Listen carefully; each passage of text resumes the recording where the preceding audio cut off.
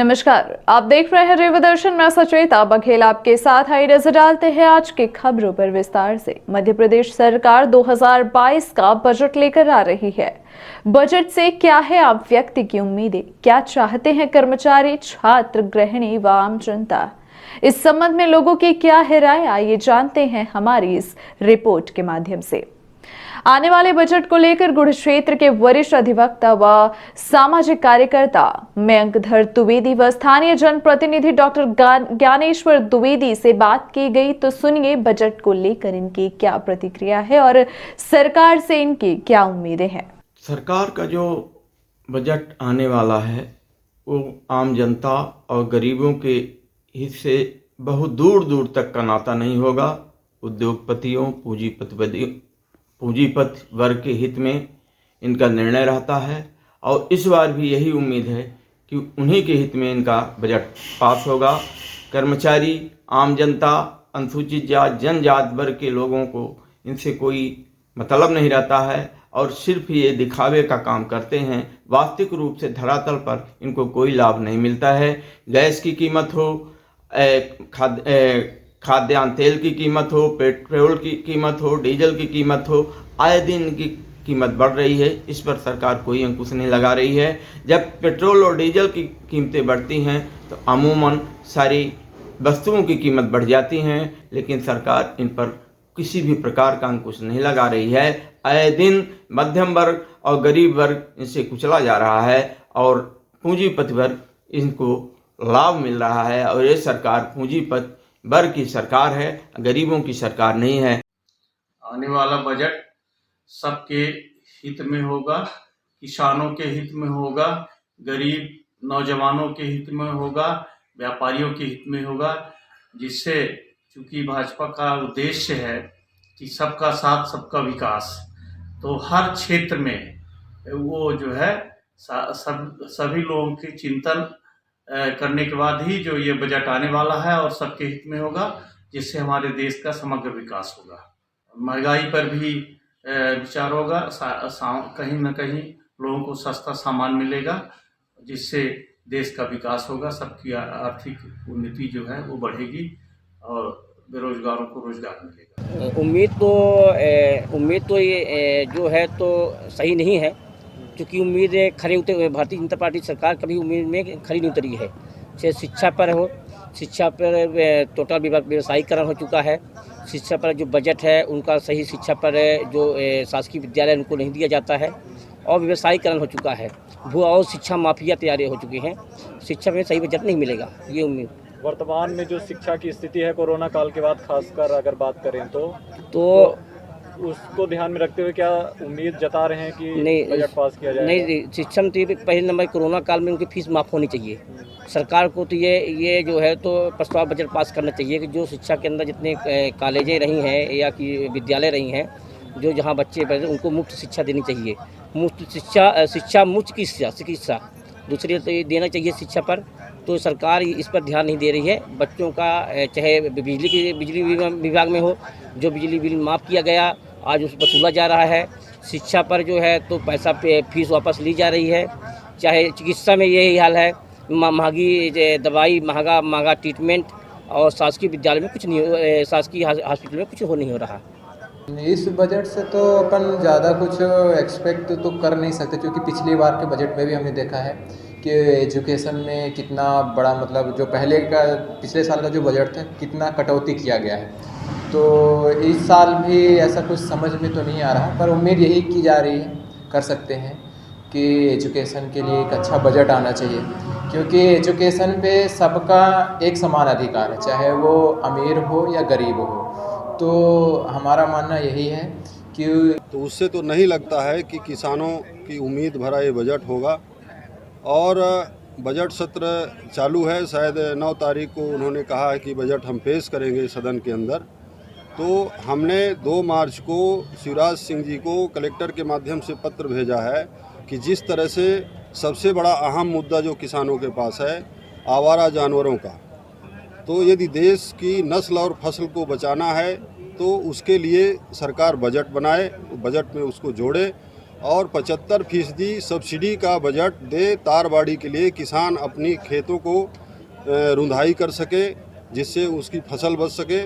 और जैसा कि एमएसपी पर लगातार भारतीय जनता पार्टी सरकार ये कह रही है कि हम एमएसपी दर पर सब खरीदी करेंगे, तो अभी 2-3 दिन पहले जो सरकार की गाइडलाइन आई है, वो गाइडलाइन ये आई है कि जो किसानों से गेहूं खरीदी होगी, जो पंजीयन होगा, तो पंजीयन का 50 रुपया लगेगा और उसमें 20 रुपये बोरा सफाई का काम, और ए ग्रेड का गेहूं लिया जाएगा। मतलब, और जो किसान ए ग्रेड का गेहूं नहीं लाएगा उसको बेचने में दिक्कत आएगी, उसका गेहूं नहीं लिया जाएगा। तो इस तरह से जब पहले ही सरकार ये गाइडलाइन अभी 2-3 दिन पहले जारी कर चुकी है, तो हमें नहीं लगता है कि किसानों की उम्मीद भरा ये बजट होगा। तो ये कह रहे हैं कि बजट जो आ रहा है ये 2023 के विधानसभा चुनाव को देखते हुए बजट लाएंगे, तो इसमें कुछ लुभावने वाली बातें भी होंगी। किसान को गुमराह कर सकते हैं। जो भारतीय जनता पार्टी से जुड़े एकाध किसान संगठन हैं, उनको वो आगे करके और किसानों को गुमराह करने का काम कर रहे हैं, लेकिन किसान अब गुमराह होने वाला नहीं है। तो आपने सुना कि आने वाले बजट को लेकर आम व्यक्ति की क्या उम्मीदें हैं। हालांकि इस उम्मीद पर सरकार क्या करती है, कितना खरा उतरती है, यह तो आने वाले वक्त ही बताएंगे कि यह बजट आम जनता व प्रदेश के लिए कितना उपयोगी सिद्ध होगा। हालांकि सरकार की मंशा ये है कि इस बजट के माध्यम से विकास के साथ सबको खुश किया जाए, क्योंकि 2023 में प्रदेश में विधानसभा चुनाव भी होने हैं। इस बात का इस बजट में विशेष ख्याल रखा जा सकता है। इसकी सरकार तैयारी भी शुरू कर चुकी है। बजट में चुनाव का रंग देखा जा सकता है। अवैध नहर निर्माण कार्य बना मुसीबत। बाणसागर विभाग नहर इंजीनियर के खिलाफ लगाए जा रहे हैं आरोप। बाणसागर विभाग में भ्रष्टाचार की शिकायतें लगातार आती ही रहती हैं। ताजा घटनाक्रम रीवा जिले के मनगवा तहसील अंतर्गत का है, जहां गुड़ थाना क्षेत्र के रहने वाले प्रीति तिवारी पति पुष्पेंद्र तिवारी ने बाणसागर के इंजीनियर पर भ्रष्टाचार का आरोप लगाया है। जानकारी के मुताबिक इनकी जमीन पर जबरन नहर का निर्माण कार्य कराया जा रहा है। यह कार्य जबरन इंजीनियर रविंद्र पटेल द्वारा किया जा रहा है। यह आरोप गढ़ निवासी पीड़ित महिला प्रीति तिवारी व उनके परिजनों द्वारा लगाया गया है। साथ ही रिश्वत लेकर नियम विरुद्ध कार्य किए जाने का भी आरोप लगाया गया है। सर्वे के मुताबिक सरस्वती पाठक की भूमि खसरा नंबर 917 से सर्वे किया गया था। साथ ही नक्शा भी बनाया जा चुका है। यह जमीन वर्तमान में सरस्वती पाठक, उमेश पाठक एवं संदीप पाठक के नाम दर्ज है, जिसमें सर्वे एवं नक्शा बनने के बाद भी अवैध मकान का निर्माण कार्य चल रहा है। इसी के साथ ही पीड़ित की भूमि पर लगे नीम, आम और बबूल के पेड़ों को भी बिना किसी पूर्व सूचना एवं अनुमति के काट कर गिरा दिया गया है। पीड़िता द्वारा इसका विरोध किया जा रहा है। आपको बता दें कि सरस्वती पाठक और उनके परिवार द्वारा जान से मारने की धमकी भी दी जा रही है। इतना ही नहीं, बाणसागर इंजीनियर द्वारा अभद्रतापूर्ण व्यवहार भी किया जा रहा है। साथ ही महिला को अकेली समझकर मामले को दबाने का प्रयास किया जा रहा है। पीड़िता महिला द्वारा जब नहर निर्माण को लेकर अधिग्रहित की गई जमीन का मुआवजा नहीं देने तथा जबरन जमीन पर कब्जा किए जाने की शिकायत गढ़ थाने में दर्ज करवाई गई है। वहीं अधिकारियों द्वारा इस मामले को आपसी रंजिश बताया जा रहा है। माना जा रहा है कि पुलिस में शिकायत के बाद पुलिस भी अब तक इस दिशा में कोई ठोस कार्यवाही नहीं कर रही है, बल्कि उल्टे थाने पहुंचने पर पुलिस भी ऐसे व्यवहार करती है जैसे महिला फरियादी नहीं बल्कि स्वयं कोई अपराध करके थाना पहुंची है। अगर पुलिस का यही रवैया रहा तो पीड़ित को न्याय मिल पाना मुश्किल काम होगा और न्याय व्यवस्था से लोगों का विश्वास भी कट जाएगा। वहाँ पे दे के आई हूँ आवेदन, उसमें कार्रवाई पुलिस वाले भी नहीं कर रहे हैं। कहाँ पे आवेदन निकल रही है? ये ऑनलाइन आवेदन नहीं है। नहीं है। अच्छा, इसमें सील वगैरह नहीं है? कुछ भी नहीं है, बस ऐसे ही दे दिए, हो गया, केवल दस्तखत मामला रफा दफा हो गया। और उल्टा सीधा बोल रहा है बस। पहली बात तो अपने जमीन में जहाँ से नहर जाए थी उसमें घर बनाया, फिर दूसरी गलती किया कि हमारे में बैंड डलवा के फिर जबरन कब्जा कर रहा है, उसमें पाइप डाल रहा है जी। और बैंड कहीं लगी हुई नहीं है, नहीं रहता है। उसके साथ नक्शा हाजिर है। हमारे घर वाला आप अकेली हैं घर में? आपके कौन? हमारे सब बाहर सूरत रहते हैं। अच्छा, घर में कोई नहीं। घर वाले आई फिर मैं अकेली 1 महीने से लोग लटकाए हुए हैं, फालतू बात करते हैं, उल्टा सीधा काम करते हैं, और इसकी अच्छी तरह से जांच होनी चाहिए। आप चाहती क्या हैं? मैं चाहती हूँ कि नहर की अच्छी तरह से जांच हो, सीधी लेके जाए, टेढ़ा कर रहे हैं। अच्छा, आपकी ना अगर ज़मीन फंसती है तो आपको कोई समस्या होगी? समस्या है ना, भविष्य में समस्या है। आपको अगर कोई समस्या होगी, अगर आपकी ज़मीन फंस रही है और वहाँ से निकाल रहे हैं नहर, तो क्या आप उसमें ऑब्जेक्शन करेंगी? क्यों नहीं करूँगी? सरकार अब अगर निकल रही हमारे से नहर तो हमको ऑब्जेक्शन नहीं है, लेकिन ये जो रविंद्र पटेल करके है वो इंजीनियर, तो जबरन उसमें नहर निकाल रहा है, कर रहा है। ये लोग शुरू से देख रहे हैं, यही लोग हमको सूचित किया तो हम आए यहाँ देखें तो वो सच में पहले दूसरे दिशा में घुमा रहा था, अभी दूसरे दिशा में घुमा रहा, जहाँ नहर गई ही नहीं है तो जबरन निकाल रहा है। अगर हमारे में है तो निकालें। मुझे ऑब्जेक्शन मेरी नहीं पति, उस पार साहब वही नंबर है, उस पार मेरा फंसा, इस पार नहीं फंसा। लेके उससे 5 लाख घोंस लेके और उल्टा दिखाते हैं ना, जब घोंस खाया तो घोंस जो है तो सब घोंस खाए हुए उल्टा दिखाते कर रहे हैं। आपने इससे पहले थाने के अलावा भी कहीं कहीं शिकायत दर्ज की है? बस उसको दी थी आवेदन कि इसको नपाई करके बताया जाए कि कितने फीट जमीन मेरी फंसी हुई, तो उसने खाली उल्टा सीधा करके नजरी नक्शा है आपके पास? नजरी नक्शा दिखाया गया आपको? नहीं दिखाया गया। आवासीय क्षेत्र में संचालित हो रही शराब की दुकानों के विरोध में सम्राट अशोक सेना द्वारा कलेक्ट्रेट कार्यालय पहुंचकर मुख्यमंत्री के नाम सौंपा गया ज्ञापन। सम्राट अशोक सेना की रीवा जिला इकाई ने निपनिया के जनमानस के साथ रीवा शहर में आगामी वित्तीय वर्ष के लिए 1 अप्रैल से खुलने जा रही शराब की दुकानों का विरोध कर विभिन्न सामाजिक संगठनों एवं स्थानीय नागरिकों के साथ बस्तियों के बीच खुलने वाली शराब की दुकानों के विरोध में मोर्चा खोल दिया है। सम्राट अशोक सेना की स्थानीय इकाई के साथ साथ मोहल्ले के लोगों ने इस संबंध में कलेक्टर के माध्यम से मुख्यमंत्री को ज्ञापन सौंपा है कि शराब की दुकान आवासीय बस्तियों से कम 1 किलोमीटर की दूरी पर खोली जाए और जो नियम बनाए गए हैं उन्हें कड़ाई से पालन कराया जाए। अशोक सेना के जिलाध्यक्ष JP कुशवाहा ने बताया कि शराब की दुकानें बस्तियों के बीचों बीच होने से हिंसा, जाम, अराजक तत्व का जमावड़ा और महिलाओं और लड़कियों को निकलने में समस्या होती रहती है, जिससे रहवासियों की शांति में बाधा आ जाती है। निपनिया वार्ड क्रमांक 1 के तेलियान मोहल्ले में जहां से स्कूल के लिए मार्ग है, वहां शराब की दुकान खोलने का अनुबंध हुआ है, जिसका मोहल्लेवासी विरोध कर रहे हैं।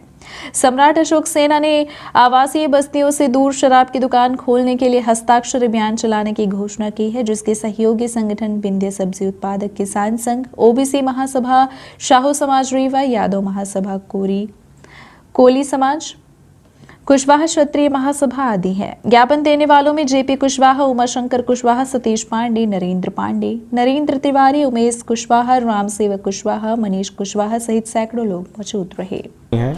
और उसमें वहां से निकलने वाले लोगों को मतलब पहले तो ये जमवाड़ा लग जाता है शराबियों का, और उससे वहाँ से जो महिलाएं बच्चियाँ निकलती हैं उनको हमेशा वो छीटाकसी करते हैं, परेशान करते हैं। कई बार तो बड़ी बड़ी घटनाएं हो जाती हैं। तो उसी के संबंध में है आज कि हमने एक ज्ञापन हमने मुख्यमंत्री को दिया है, जिसमें ये कहा गया है कि कम से कम 1 किलोमीटर आवासीय क्षेत्र से कम 1 किलोमीटर दूर दुकानें हों और मुख्य मोहल्लों को जाने वाली रोड से भी दूर होनी चाहिए।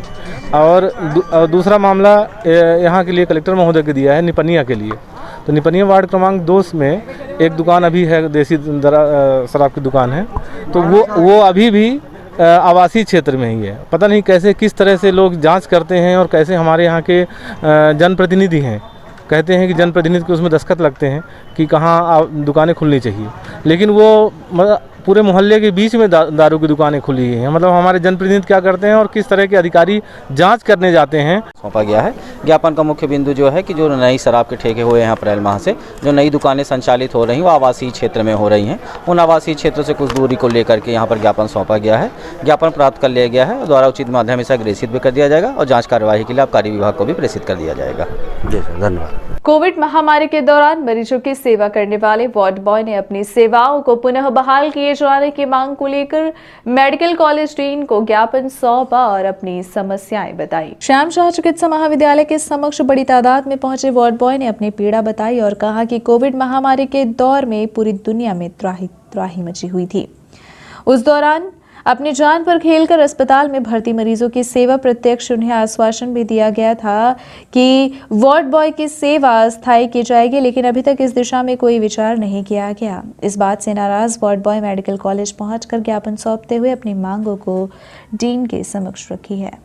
हम लोगों को कोविड-19 में चयन हुआ था यहाँ पे, ठीक। पिछले 2 वर्ष से कार्य कर रहे हैं। आए दिन हम लोगों को आश्वासन दिया जाता है डीन साहब के द्वारा कि आप लोगों को यहाँ से नहीं निकाला जाएगा, आप लोगों की सेवाएं निरंतर बनी रहेगी हॉस्पिटल के थ्रू।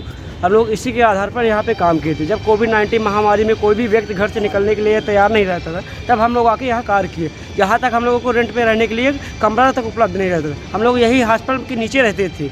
इसी के 24 घंटा यहाँ सेवा उपलब्ध किए साहब। जितना भी हम लोगों को निवेदन था कि माननीय डीन साहब से ये निवेदन है कि हम लोगों को सेवा से बर्खास्त कर दिया गया है यहाँ के द्वारा, तो पुनः रखने के लिए वार्ड वार पद में नियुक्ति किया जाए। समस्या ये है कि हम लोग 2 साल से कंटिन्यू काम कर रहे हैं, मतलब अपना परिवार को दांव में लगा करके 24 घंटे मौत के मुंह में रह करके सर हम लोग काम किए यहाँ जन सेवा की। और अब जब लास्ट में आया डीन साहब भी हम लोगों का बार बार ये आश्वासन दे रहे थे कि आप लोग अगर कोविड से बच गए तो आप लोगों को निरंतर सेवा में रखा जाएगा। आज सर वो कंडीशन आ गई है कि कोविड गया और हम लोगों को बाहर कर दिया गया। कोविड नहीं था सर, फिर भी हम लोग मेडिसिन में काम करते थे, वार्ड वार के पद पर हर जगह जहाँ जैसे काम कराए वैसे काम करते रहे सर। आज वो सिचुएशन आकर हम लोगों को निकाल दिया गया यहाँ से। क्या आप लोगों को कुछ लिखित दिया गया था कि आप वर्क कर रहे हो आप लोग कोविड में? जी सर, लिखित दिया आदेश हम लोगों का बना था। 3 महीने का आदेश हम लोगों का बना कर दे रहे थे। हर 3 महीने बाद नया आदेश बनाते थे। इस बार मतलब कोई आदेश नहीं आया, इस बार डायरेक्ट बोल दिए कि ऐसे कितने लोग हैं आपके? हमारे पास सर 28 लोग हैं। 28 लोग हैं। इसके पूर्व में आप लोग किसी से कलेक्टर से मिले आप लोग? सर हम लोग कलेक्टर साहब से नहीं मिले, पहला तो हमारा सर डीन सर से मिलना था, तो डीन सर के पास आए हैं। क्या नाम है आपका? महिला की संदिग्ध मौत मामले की पुलिस व फॉरेंसिक टीम कर रही है जांच। मामला गोविंदगढ़ थाना क्षेत्र अंतर्गत का है, जहां ग्राम गहिरा बख्शी टोला में सपना साकेत की संदिग्ध मौत हो गई। इस घटना की जांच फॉरेंसिक टीम व पुलिस कर रही है। मृतिका का नाम सपना साकेत, पति अमृतलाल साकेत, उम्र 19 वर्ष है। महिला ग्राम गहिरा बख्शी टोला हरिजन बस्ती की रहने वाली है, जो बीमार बताई जा रही थी और बीमारी से उसकी मृत्यु हो गई, जिसका निरीक्षण फॉरेंसिक प्रभारी द्वारा किया गया। मृतिका की मौत घटना गत दिवस शाम की बताई जा रही है। मध्य प्रदेश कांग्रेस कमेटी द्वारा नियुक्त हुए प्रभारी प्रताप भानु शर्मा ने कांग्रेस को मजबूत करने ली सेक्टर प्रभारियों की बैठक। कद्दावर नेता कुंवर कपिध्वज सिंह रहे मौजूद। जैसे जैसे मध्य प्रदेश विधानसभा चुनाव नजदीक आ रहे हैं, वैसे वैसे राजनीतिक पार्टियों में सरगर्मियां देखी जा रही हैं। जहां पीसीसी द्वारा नियुक्त किए गए रीवा जिले के प्रभारी बनकर आए भानु प्रताप शर्मा रीवा की गुटबाजी समाप्त करने का बेड़ा उठाया है, तो वहीं मध्य प्रदेश भारतीय राष्ट्रीय कांग्रेस द्वारा चलाए गए अभियान घर घर चलो अभियान को ताकत देने के लिए गुड़ सेक्टर में प्रभारियों की बैठक ली है। जहां मंच पर उपस्थित रहे गुड़ क्षेत्र के कद्दावर नेता कुंवर कपिध्वज सिंह के कार्यों की जमकर सराहना की गई व मंच से कहा कि आपके आने से कांग्रेस पार्टी मजबूत हुई है और इस बार कांग्रेस गुड़ विधानसभा की सीट तो जीतेगी ही। आपका कांग्रेस पार्टी का नेतृत्व मिला तो कांग्रेस 8 की 8 विधानसभा में कांग्रेस अपना परचम लहराएगी।